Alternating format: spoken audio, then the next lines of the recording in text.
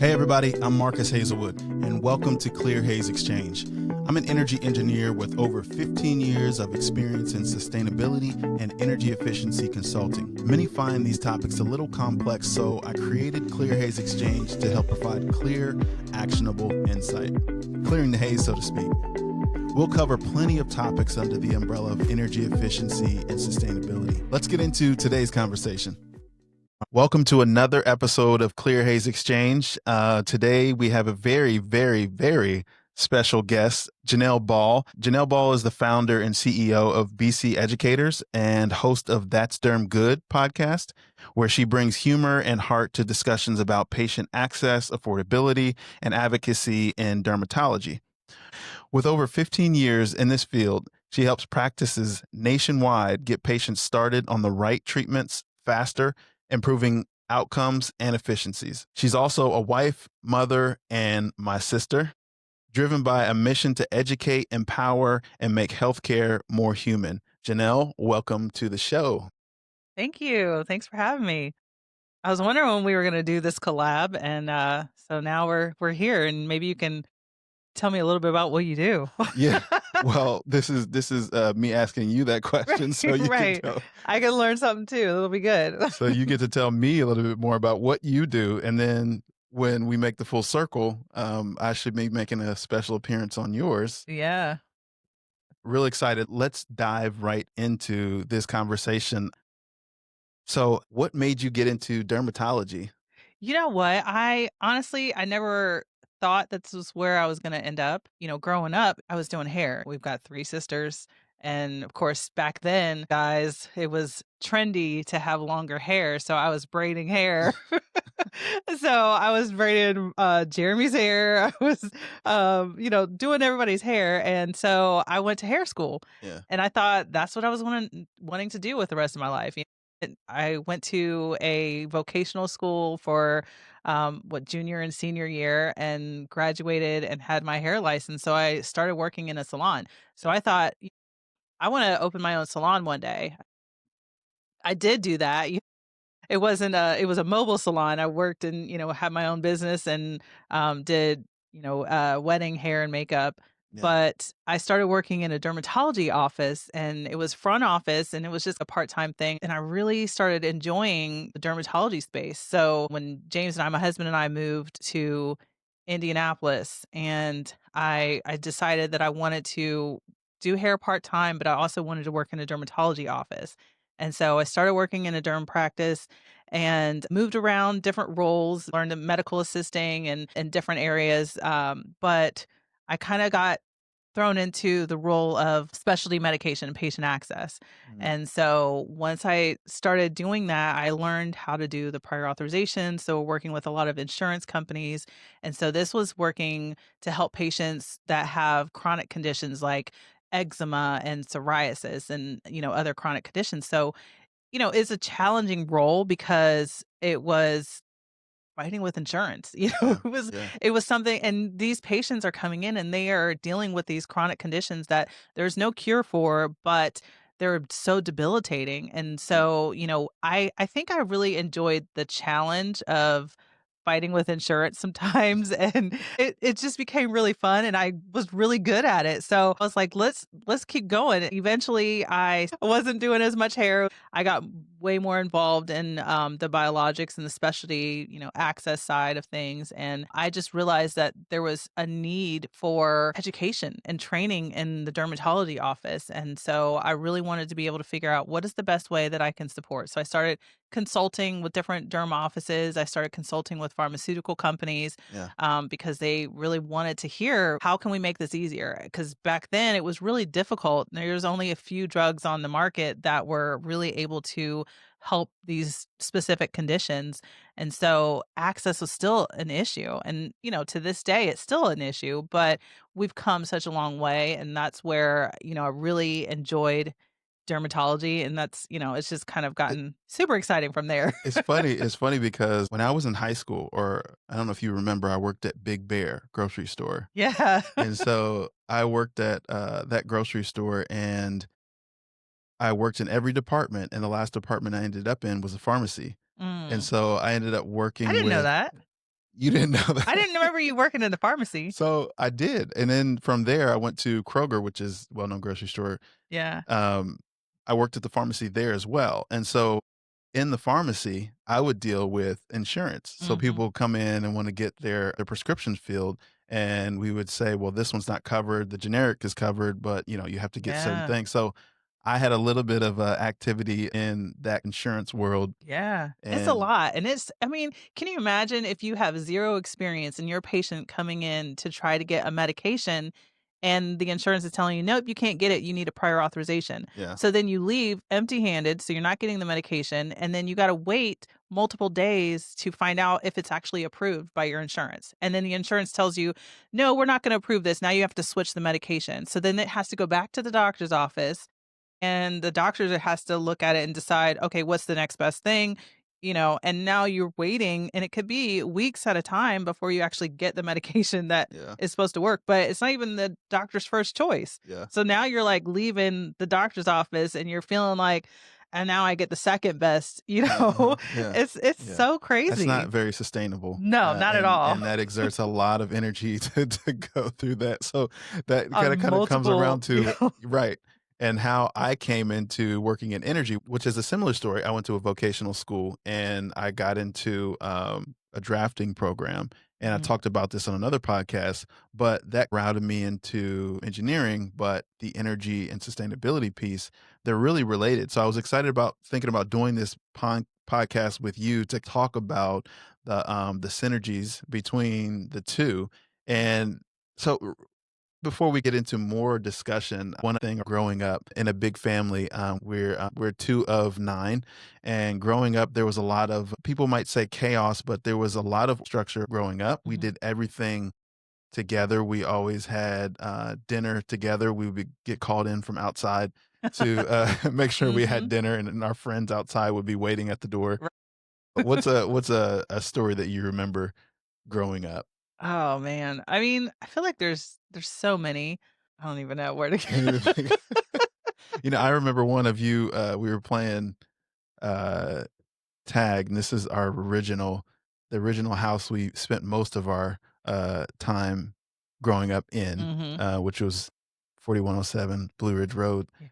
Um, It wasn't 41, it was 31. 3107. Yep, Yes, you're right, you're and I right, you're right. remember the phone number too. Yep, 475 We have to put that on 1924. are we allowed to put that on there? Well, it's not our phone number anymore, Yeah, and they it's don't somebody else's people don't number. use landlines anymore either.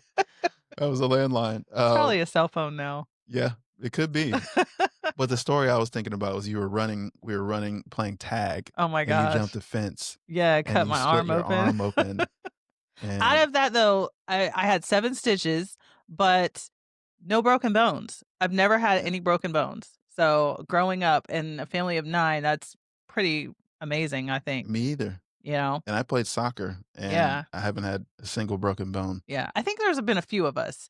Actually, as we got older, I think as kids, I don't think we ever had any broken bones. But fast forward, how do you explain what you do now at BC Educators? I think you and I both have a desire to educate and Mhm. inform people, and a passion talking with people, helping them understand concepts that could be complex. And what you've done with BC Educators, it shows that heart and passion you have. So, how do you Yeah. explain what you do Yeah, there? you're right. I mean, I think it goes back to when you do grow up in a large family and being the oldest, the second oldest, I'm not the oldest sister. Yeah.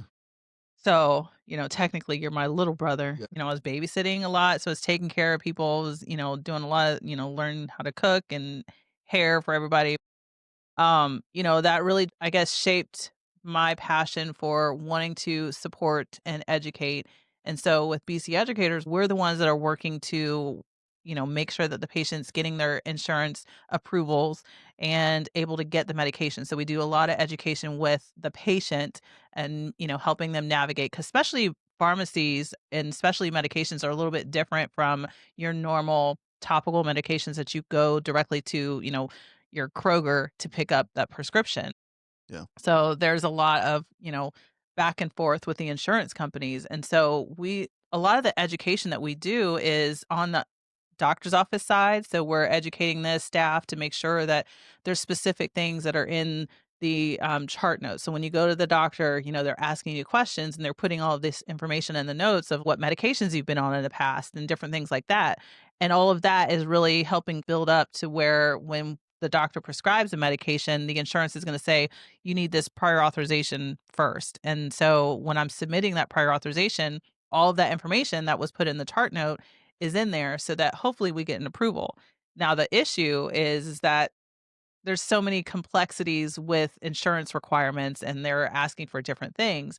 So as the coordinator, I'm keeping up on all of that. I'm looking to see what is the insurance going to require for, these specific medications. And so what we do is a lot of education with the doctor's office, helping them understand how to make sure that when the doctor prescribes a medication, the patient's actually able to get that specific medication versus insurance kicking back and saying, no, you need to do this one. How about, choosing this one that we want? Because nobody wants the insurance to dictate what medication they should be on. They're Yeah. not doctors. So our goal is to help educate the office staff, but we also do a lot with education for the patient as well. We want to make sure that we're supporting the patient so that they have a good experience, when they're going to the doctor's office, especially because they are coming in with chronic conditions. And so we want them not to be stressed out about a medication. Our job is to get the medication that the doctor prescribed and make sure that you're able to get it at a reasonable cost, and making sure that the insurance is actually going to cover it. Yeah. And then if it's expensive, then we're going to look at other options to see what financial support can we find for you that's available. But the other part of it is I'm also supporting other coordinators. And so right now I've got a team of 13. And so, we work with dermatology offices all across the country, which is amazing. My goal is to support our coordinators that are on my team with continued education to make sure that they're staying on top of things because they all work remote. And so when you work remote, it's different than being in the office. So now you've got to stay up on top of things and you got to make sure that you know exactly what the insurance companies are looking for, how to make sure that you're navigating the dynamics of people that are in the office, but also still able to fully support the patients. It's grown tremendously over the last 2 years and which is really exciting. So how do you make these complex systems of insurance and, patient access, how do you simplify it through BC educators? So we streamline the process. We set it up to where it's like an extension of the dermatology office or medical office because we can work with any specialty. Right now, our primary focus is in dermatology, but we're really supporting the office by outsourcing it so that the office staff isn't burdened with dealing with insurance companies. Our goal is support the office by taking that burden off the office staff and making it easier by providing them, templates and different resources that they need so that all they have to do is patient comes in, maybe grab their insurance card and document specific things and we'll tell them this is what insurance is looking for. So we'll set this little template up for you to make it a little bit easier so you know exactly what is needed, but we're also doing that outreach. So a lot of times patients leave the office, they might have questions. They might not have had enough time in that office visit, which, sometimes those office visits are super short. I'm sure you know how that feels, when you leave the doctor's office and you're like, man, I should have asked this question. And then you're like, "Oh, I got to call." And then you gotta leave a voicemail because that MA is not available. Yeah, yeah. That's a pain. So our goal is connecting with the patient to make sure that they understand and any questions that they might have. I mean, if it's clinical related, then obviously we're gonna send it back to the doctor. But if it's something regarding access or how much is this actually gonna cost me, we're able to help being that point of contact so that, it's less communication, less calls going back into the doctor's office where you've got to wait Yeah. a long period of time. So you're building efficiencies Mhm. inside of this complex system to help better sustain Yeah. the overall experiences of individuals. So that kind of relates on where my expertise and background is on the side of energy efficiency and sustainability for Mhm. the built environment, to where finding different ways to ensure building equipment is more efficient, how it operates, essentially down to even your own house. If you're heating and cooling isn't working right, or your bill is really high, you're wondering, what's going on. How do you make all those different intricate, detailed systems Mhm. work better so that you can have the success of, lower utility bills and a comfortable home? And I think it's the same way in your world where patients just want to have, their needs met. They went to the doctor for something. They want to be able to access it. The insurance they're paying for that should, so certain things should be covered, and they want to have, a smooth sailing Yeah. throughout that. Well, that's true. I mean, when you think of the time spent going into the doctor's office, I mean, I always think of it too as the doctor side of things. We want to be able to save money. Insurance is expensive. Utilities are expensive. Having a practice, a dermatology practice, can be expensive, and you got to think about, paying salaries, you paying utilities, paying for the lights to be on. So there's so many ways that you gotta look at how to be sustainable, and that's one of the things that I talk about to a lot of our offices because most of them, 'em, they're like, "Why do I need to pay for this service? Yeah, Is this it's gonna cost more money?" And yeah, so I'm looking at it as, "Okay, we're making things more efficient for you." We're making sure that your patients are actually getting on the medication. They're coming back in for those appointments to make sure that they're able to continue their medication. So there's savings right there, and so there's so many different ways to look at how to make sure that this is sustainable and we're just going to get more and more specialty medications that are coming out on the market. It's difficult for office staff to manage by themselves in remembering every single drug, every different company and the different programs for it, helping them to navigate that. so this question is kind of related to that. So how would you teach people to advocate for themselves? Mhm. Because you're talking about how you're helping offices build more efficient processes with their patients. How could the patients advocate for themselves better? Oh yeah, you know what? It really comes down to education. When you are fully informed on something, you're going to make better choices. And that is one of our biggest goals is I want patients to understand, okay, these are the resources that are available for you. This is how, maybe you need support and education on your chronic condition. So if you know that there's support out there, if you don't realize that, oh, there's people here that can help me get access to the medication that I need, you're just not gonna get it, and we see that so often where you leave one doctor's office because they didn't help you get the medication that you needed and go to a different doctor's office because they know what they're doing and they're able to help you. I mean, that's sometimes why we go and get third opinions because we wanna know who's gonna be able to help us best. Yeah, I'm a huge advocate for educating patients so that they know what's available. yeah, And I've spoken at several conferences, and I had one that I went to, and it was a patient conference, and it was amazing to see, the amount of information that everybody was just soaking in, and they were so excited to learn more. And that's one of the things that it just really got me excited. I'm like, okay, how can I really help provide more information and more education and resources and make sure that more people are aware of what is available. yeah. That's good.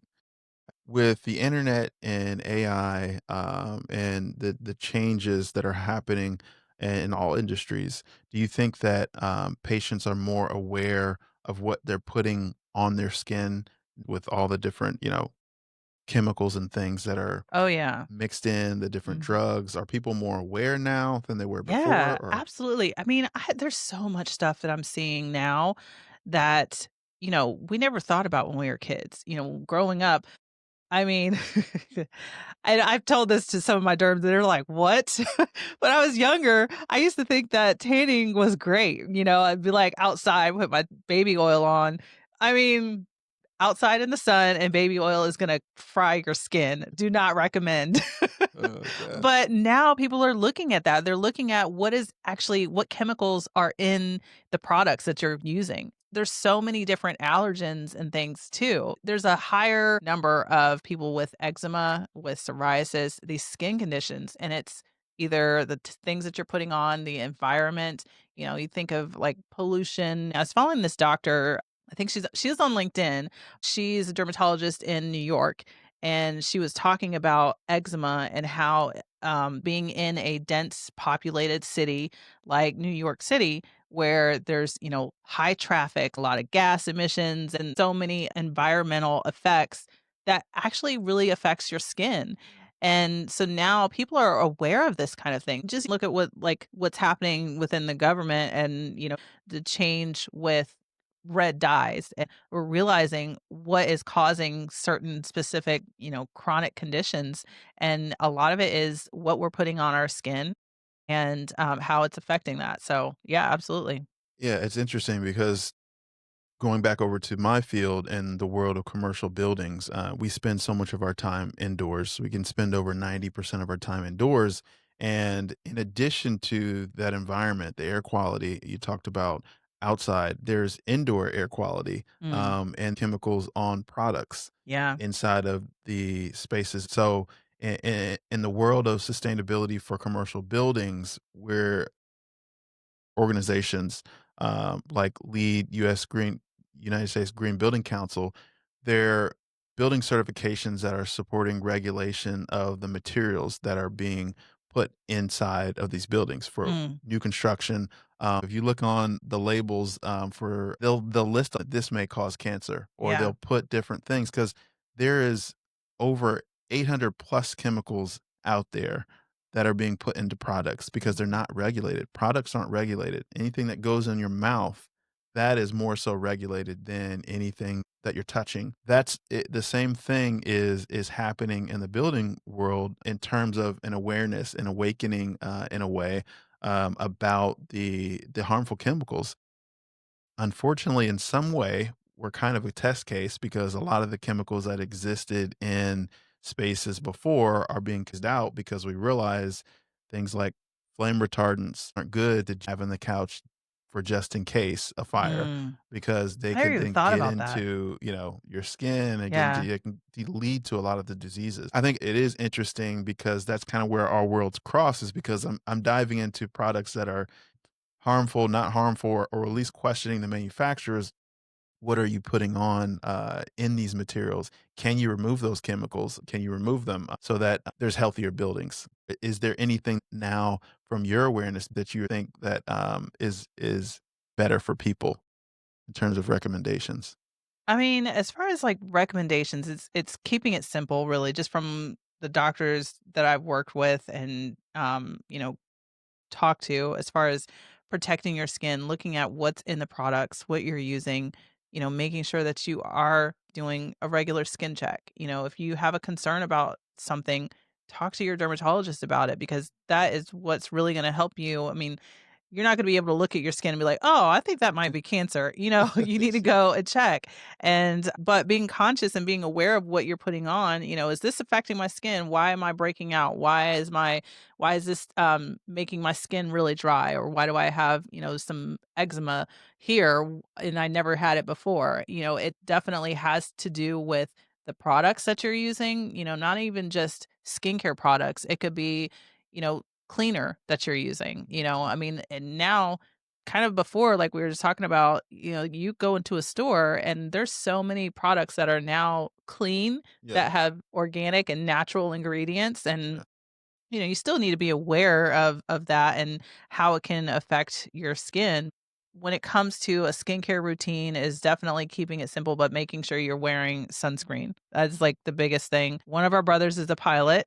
So, Yeah. what's really wild is when you're up in the air, and you're in the sky, and you didn't think about this, but the sun is even stronger up there than it is here. So just little things like that, just making sure that you're protecting your skin. And, if you have a question about what type of sunscreen to use, then, should talk to your dermatologist about that because Yeah. yeah. And, my podcast, we've got a lot of really great people on there Plenty that of talk about it. recommendations. Yeah. Yes. Massive resources go to That's Derm Good because it is.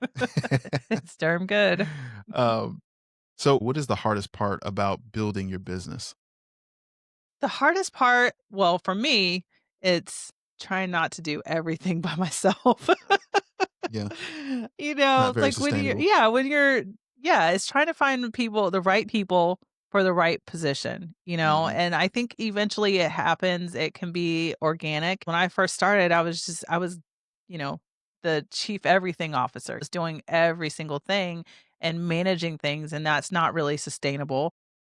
But when you find really good people that you know that you can trust that put in those roles, that have the same vision, how are you when it comes to getting things done and your focus? And especially because we work remote, it's a little bit more difficult because that's not as regulated as, when you're coming into the office every day and I can see that you're actually working, Yeah. you know. Yeah. So that part is a challenge, but it's been good. I've got some really great people on my team and really being able to see what they're good at and what they excel in. And that's where you want to put people is where they excel. Yeah. That way they don't get frustrated or burn out. Yeah. That's good. So, with that said, what would you say is the most rewarding thing so far? The most rewarding thing has just been the feedback that we're getting not only from patients, but people in the industry in general. I had one of our coordinators. She was working on a new office, and so she was reaching out to, like, some of the sales reps and, reimbursement managers, and, they had two different people told her, "I'm so excited that you were working with BC educators because this is really gonna help this office, and, I know that you guys are really good at what you do and you get stuff done," and, that to me has been so rewarding because I've worked so hard for this, and my team has worked so hard to really get to that point. We wanna Okay. set the standards. I've got high standards for myself, and I have high standards for all of my team, so being able to hear from other people that have said, "Oh, you guys are do an amazing job, and we really love what you're doing and want to and fully support that." That's Yeah. been very rewarding.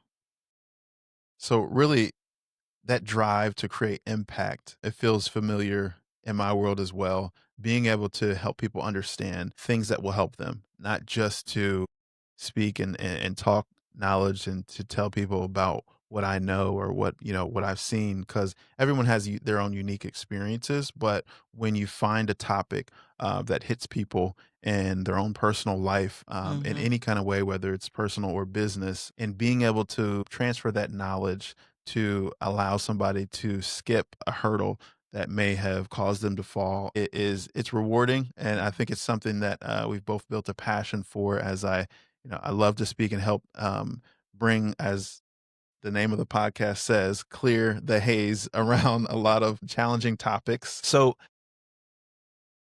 let me pivot here back to the family conversation and talk about a few more things before we wrap up. But what did growing up with 9 kids teach you in terms of your thought process and where you are now?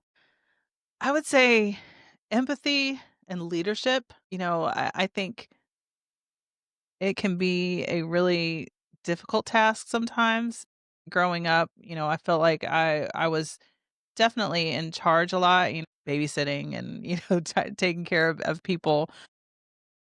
But it was very rewarding and I enjoyed it. At the time, I probably didn't. I'm like, dang, why do I got to babysit these kids again? Like, dang, I'm gonna do my own thing, especially in those tween years when you wanna Yeah, go and, yeah, hang out with your friends, and the last thing you want to be doing is babysitting your yeah, brothers and sisters. But, as you get older, it kind of forms that, responsibility. You have that responsibility, innovation, and I mean that kind of speaks to my multiple companies I've yeah, started. The ideas keep coming, so it's yeah, it's exciting, but also just that passion for care, that empathy that I have for wanting to not only build my team and make sure that they feel fully supported. As a business owner, that's one of the things that I think is so important to me is making sure that my team feels supported. I've got your back, as long as you're obviously doing what you're supposed to be doing, yeah. and so, for me, that's what I've learned growing up is how to encourage and to support and to lead, and hopefully I'm doing a good job. So out of the 9 of us, who was the most organized or the loudest? Um, you were pretty loud. I feel like you were probably the loudest because you were singing all the time. Uh, Yeah. I would say Andrea is probably the most organized. yeah, I would agree. Yeah. She was definitely organized. So nice. I get the shout out as the loudest of the Yeah. 9. Yeah, I feel like Nice. you were I don't think probably people would know that about me, but, I would agree. That's Yeah. funny. So who would you say in our family would make out of the 9 of us, or even our parents, would make the best or worst guest on our podcast? Okay, I would say worst guest. I mean, it would be fun, but probably one of the worst. I would say Matthew would be the worst guest because listen, here, Matthew he's very funny, but he makes stuff up and you believe what he says Oh, because he's man. so good at it. So if you know him, you're like, he just starts talking. And so I feel like he would not necessarily the worst guest because I feel like So you got everybody best would and be. worst. It would be It worse would for be the you best, because you yes, because I would be be so figuring out how to annoyed. manage. Yeah, he's great. He's great. Oh, that was good. So that means we need to have him on your podcast, Yeah, next, so we'll he coordinate would that. make something up. We'd have a something that No, in common. it'll be great. So circling back to you, That's Derm Good, your podcast, favorite episode? Man, you know what? I don't even there's so many The now. pressure's on because now when you say somebody, everybody's gonna be like, "Oh, you didn't think I was good?" I don't know if I have, like, one favorite. I've had a lot of really, really good guests on. There's been a lot of there's been several different biologic coordinators, that I've connected with that I'm really good friends with. So those are always fun because we're laughing and talking about the stuff that we do and Yeah, only other coordinators would understand. I've had so many amazing just entrepreneurs, innovators. There's one doctor who she was a school teacher and decided that she wanted to teach, but also um, prescribe medicine. She wanted to, help people, and so she became a dermatologist. And then there's other doctors that have been on that have created different product lines, skincare lines, because they see what comes into the office and they understand those dynamics. But yeah. I mean, yeah, I don't know if I have one. There's not really one that stands out. I feel like all of them have been pleasantly surprising. I don't think I've had one episode where I'm like, "Oh, I probably shouldn't have recorded that." No, it's new. This is same with me. Like, this will be the 16th episode, and so Okay, I'm brand new and figuring out, how to navigate, how to move. that's good. You're the experienced one, I'm gonna as have being the my older sister. 100th I'm coming up on my 100th episode, which will Wow, be in December, which is exciting. that's crazy. So, yeah, I mean, it's a lot of fun. Yeah, I think it definitely has gotten, me out of my comfort zone, and I think, the reason I started the podcast was because nobody was really talking about access, and some reason I was like, maybe I should start a podcast and talk about access." yeah, And then it just blew up from there. It's been really fun, and, it helps when you got a good catchy, name too, yeah. so, That is darn good. yeah. So what's next for you? I've got several different things in the pipeline, couple other business ventures and, just building out BC educators and live conferences has been a lot of fun. So doing have a podcast booth and gonna do some little fun and little interviews and things like that. I've got a conference in Vegas that I'm going to, so I've got a couple little games that I'm gonna do. I've got one game right now that's called Derm Good Conversations, and then I just created another game that's called Derm or Dare. So kind of like a play on Truth or Dare, but yeah. So lots of fun stuff, just it's hard not to, keep coming up with different ideas, Yeah, but, no, I great. keep them coming and write them down and, start 'em get launched, but we are working on launching a new, program. It's called the Access Line, and it's specifically for patients. So any patients that are struggling with getting access to their specialty medications, this program is really gonna support patients directly. So got a few other things in the pipeline that I can't really announce yet, but, they're coming. So, yeah, Cool. exciting things. Well, it's been an amazing time mixing energy with dermatology. I really love this conversation and thinking about how the synergies between the two, because really Mhm. in in the world of energy efficiency and sustainability, particularly for commercial buildings. There's a lot of things that are relatable in terms of being more efficient with how we utilize our resources, but then also sustaining the environments that we live in for not only effectiveness, but for health. And Mhm. to the point that you made about being aware and educating people, BC educators, the better decisions can be made. The Yeah. more aware they are. I like how all of these conversations relate, but they also go back to the passion that we both share is helping people understand complex concepts. So thank you for coming on the show. I encourage all of our listeners to follow Janelle Ball on That's Derm Good. And for anyone involved with dermatology offices, look for BC educators and to check out That's Derm Good podcast, as she mentioned. So that's the show. Thanks for joining us. Thank you to our guest, my very special guest, my sister, Janelle, for joining the show. And we will Thanks for talk having me. again next time. Yeah. Thanks for listening to Clear Haze Exchange. New episodes drop every 2 weeks. You can catch Clear Haze Exchange on Apple Podcasts, Spotify, Pandora, iHeartRadio, and more. Let's clear the haze about sustainability and energy efficiency together. Subscribe now and join the conversation.